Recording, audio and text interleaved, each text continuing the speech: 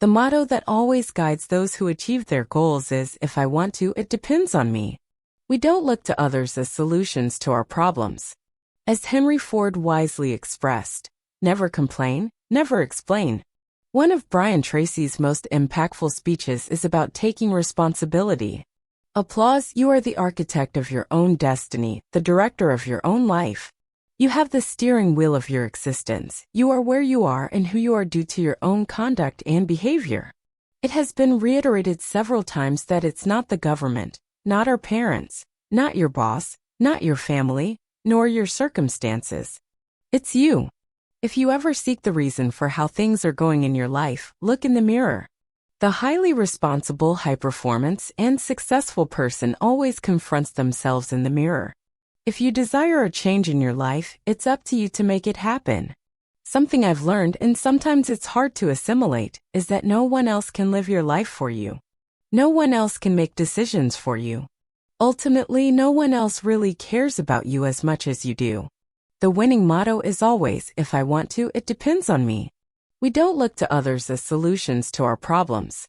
As Henry Ford mentioned, never complain, never explain. In other words, if you're not satisfied with something, change it, but don't complain. Complaining shows weakness and victimhood. A person who complains is essentially saying, I'm a victim. I remember someone talking to the actor who plays Aaron in the TV series 24. I had lunch with him on Tuesday, along with Nathaniel Brandon, who has also become a speaker. He emphasized that you can always perceive when people have their lives out of control when they talk about things happening to them. He did this, she did that, they did this to me, the company did this to me. They are always saying, I'm a victim. Please have compassion for me. And what this does is undermine your self-esteem. It simply takes away all your motivation and confidence in yourself. Even if you take control, accept responsibility, and respond effectively if you make that decision in advance, when the problem arises, it's like you automatically activate the button. You are already prepared and you respond effectively. You don't get angry, you don't get irritated, you don't cry or vent to others. What you do is face the problem and respond effectively. How do we move forward from here? Very, very importantly, this attitude is the attitude of a leader. We know that we only feel good about ourselves to the extent that we feel in complete control of our lives. There is a direct relationship between the amount of responsibility you accept and the amount of control you have over your life. In the workplace, you will always reach the level of responsibility you are willing to accept for the results. Your income, your status, your security, your power will always tend to be equal to the responsibilities you assume. Emerson said that he can tell how great a person is by how great their responsibilities are. This is a distinctive area where winners and those who take action stand out in the market. Would you sell stocks in yourself to widows and orphans as a safe investment, or has the value of your stocks decreased in the market? In other words, are you a growth stock or a long-term hold stock? Because truly successful people consider themselves growth stocks and work on themselves every day, every week, and every year to make the value of what they do worth more over time.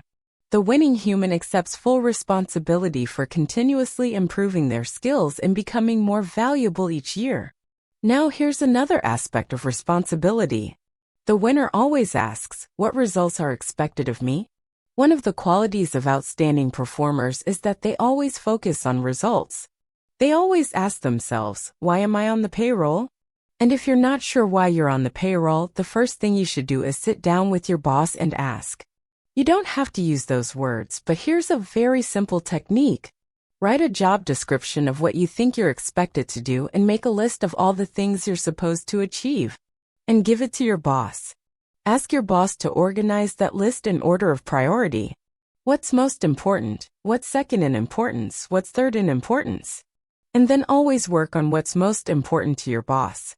Ask yourself, what can I do, and only I can do that, if done well, will make a real difference for my company. If you own your own business, this question is even more crucial. But even if you work for another company, this is the key to rapid advancement and promotion.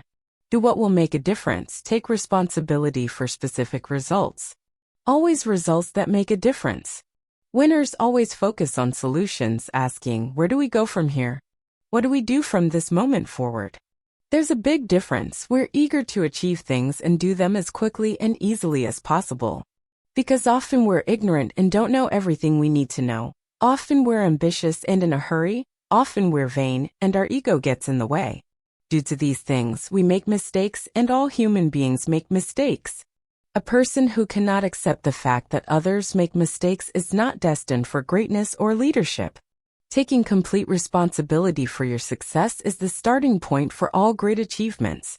It means sitting down and saying, if something is going to happen, it depends on me. You can't wait for other people to do things for you. You must take complete control. You'll find something very interesting when you take full responsibility for your life. Other people will help you. And if you don't, no one will. And even if they do, it won't matter. So edit yourself. What do I want to achieve? Where do I want to go? Where do I want to be? What do I need to do to get there? And then take complete control of the process. If you walk, talk, and act like a responsible and confident person, you'll begin to feel calm, secure, and positive about yourself.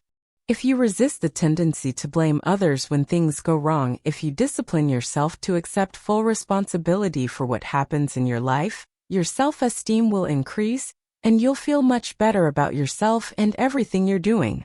By practicing the self-discipline necessary to refrain from blaming someone for anything, you develop courage, character, and self-esteem. If you do what successful people do, you'll be successful too. And all successful men and women are responsible for themselves. I hope you understand that it's in your best interest to take responsibility for everything you do.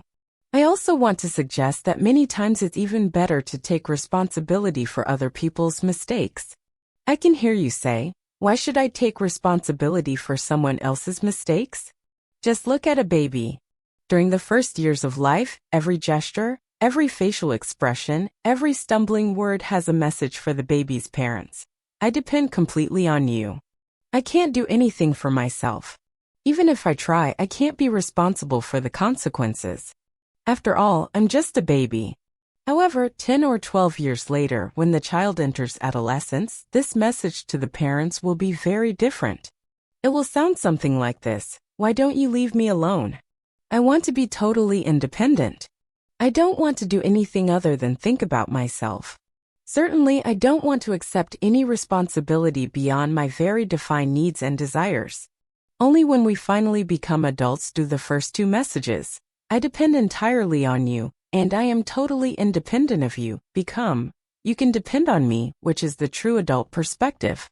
There are people in their 30s and 40s who still act like teenagers, and there are even people in their 40s or 50s who still act like babies in terms of their attitude toward responsibility.